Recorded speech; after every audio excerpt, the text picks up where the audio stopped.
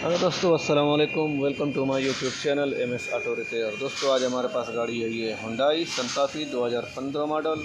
इसमें फॉल्ट जो है स्टीयरिंग में आवाज़ आ रहा है, तो हमने इसका स्टीयरिंग खोला है और ये स्टीयरिंग के साथ जो इसका मोटर आता है इसको खोलते हैं। इसके अंदर एक रबड़ आता है, उसको रिप्लेस करते हैं। इसके बाद इसका आवाज़ चला जाएगा। तो आइए हम आपको इस वीडियो में दिखाते हैं किस तरीके से इसका ये रबड़ चेंज करते हैं।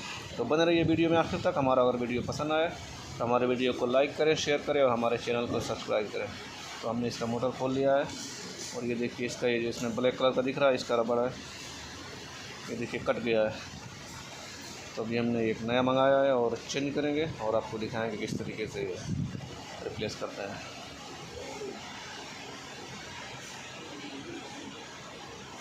तो हमने इसका ये रबड़ निकाल लिया बाहर और अभी नया आपको दिखाते हैं कैसा आता है नया वाला।